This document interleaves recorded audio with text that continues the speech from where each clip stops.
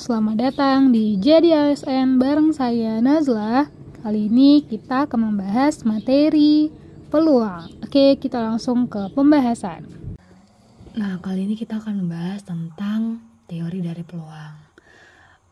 Yang pertama kita akan membahas tentang kaidah penjajahan, yakni aturan pengisian tempat. Nah, jika K1 adalah banyak cara untuk mengisi tempat pertama, maka K2 adalah banyak cara untuk mengisi tempat K2. Dan seterusnya sampai ke KN atau banyak cara untuk mengisi tempat KN. Nah, maka banyak cara yang dapat dibentuk itu dapat dirumuskan dengan banyak cara itu sama dengan tadi K1 atau cara untuk mengisi tempat yang pertama dikali dengan cara untuk mengisi tempat yang kedua, begitu terus dengan cara mengisi tempat yang ketiga sampai dengan banyak cara untuk mengisi tempat yang KN atau KN di sini. KN. Oke, itu untuk tentang aturan dari pengisian tempat. Nah, lalu yang kedua kita bahas tentang permutasi. Permutasi adalah banyak cara yang digunakan untuk menyusun n unsur yang tersedia masing-masing untuk berbeda jenisnya dengan memperhatikan urutan kemunculannya. Nah, di sini untuk permutasi sendiri itu dia memperhatikan urutan atau kita bisa simpelkan aja bahasanya. Jadi supaya teman-teman nggak bingung, permutasi itu selalu memperhatikan urutan. Nah, kita misalkan aja nih.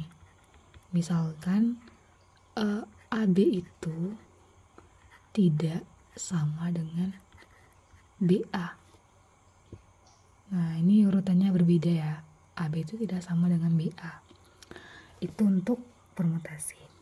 Nah, ciri-ciri permutasi yang lainnya yakni dia sudah ada posisi. Jadi sudah ditentukan posisinya. Sudah ada posisi. Misalnya pemilihan ketua, sekretaris, dan bendahara. Kan itu sudah ada posisi itu. Atau pemilihan juara 1, juara 2, juara 3. Kan sudah ada posisinya. Jadi kita nggak bebas gitu memilih, udah ada aturannya. Nah, ini misalnya tadi pemilihan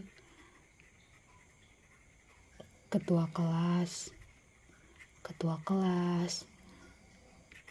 sekretaris, atau bendahara. Nah, ini untuk permutasi. Jadi kalau di dalam soal itu sudah diketahui posisinya,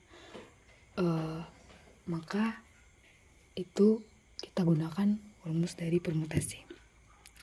Nah, untuk permutasi sendiri itu terbagi ke dalam 4 jenis.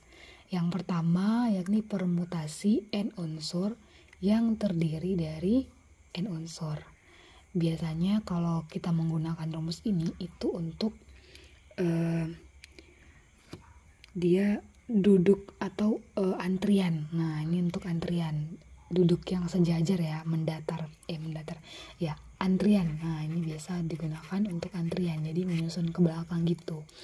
Kita gunakan rumus ini, permutasi n terhadap n ini atau n faktorial. Nah, untuk yang kedua yakni ada permutasi n unsur yang terdiri dari r unsur.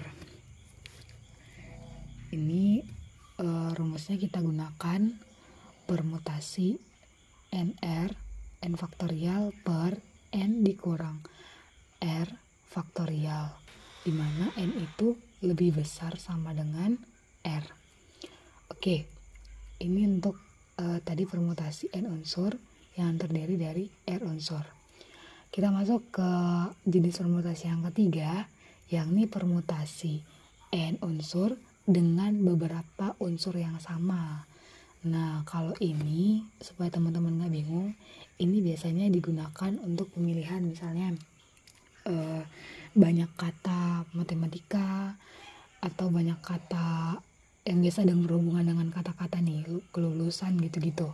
Ini biasanya kita gunakan rumusnya yaitu permutasi n faktorial per banyaknya katanya. Jadi misalnya berapa kata M, berapa kata A gitu-gitu. Misalnya di dalam kata tersebut. Jadi kita gunakan rumus yang ini. Oke. Yang keempat ada permutasi siklis atau lingkaran n unsur. Jadi kalau misalnya ini biasa digunakan untuk yang duduk melingkar gitu-gitu. Pokoknya yang dia lingkaran.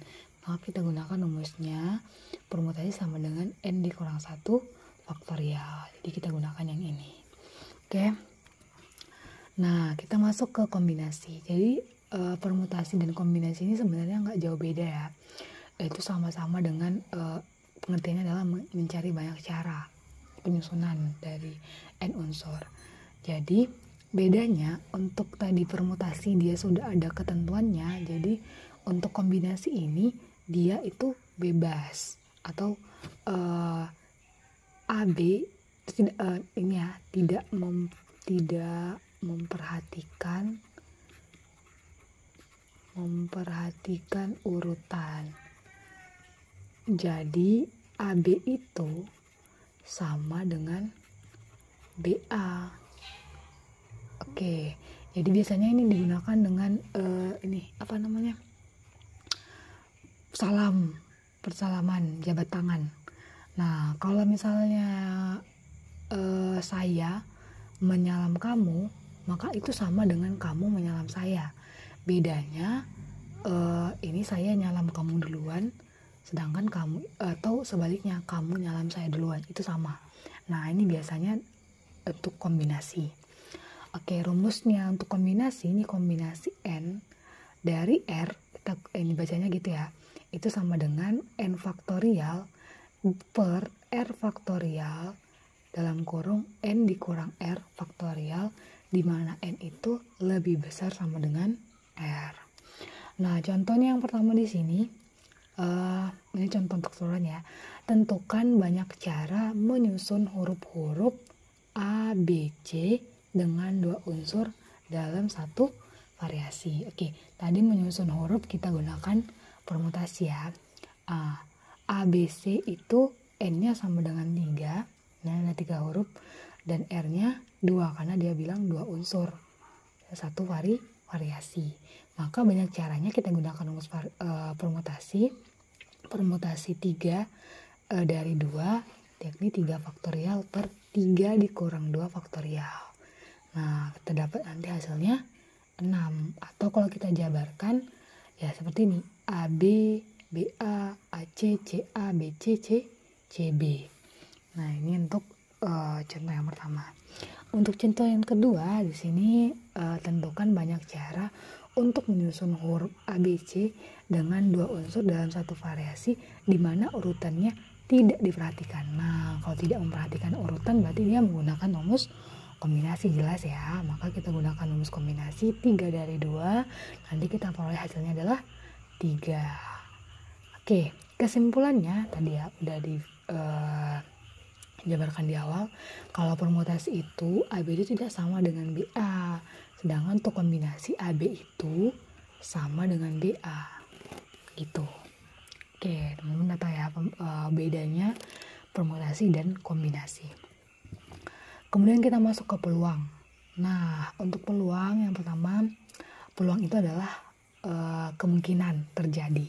Biasanya gitu kan, peluang kemungkinan terjadi. Jadi rumusnya yakni peluang kejadian A di mana NA atau banyak kejadian A itu per banyak hasil yang mungkin terjadi. Oke, ini rumus peluang. Nah, kisaran nilai peluang itu antara 0 sampai 1.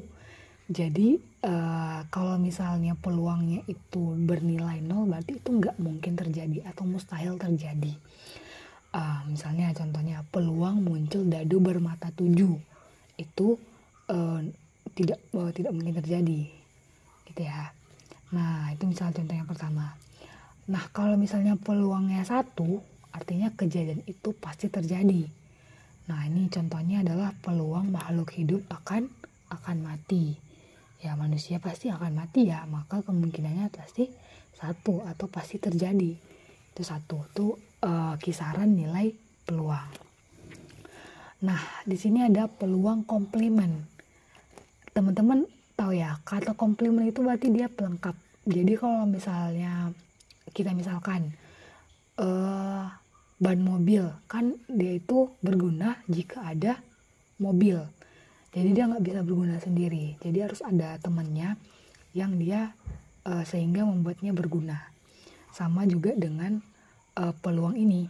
Jadi kalau misalnya kita misalkan untuk kejadian munculnya mata dadu bernilai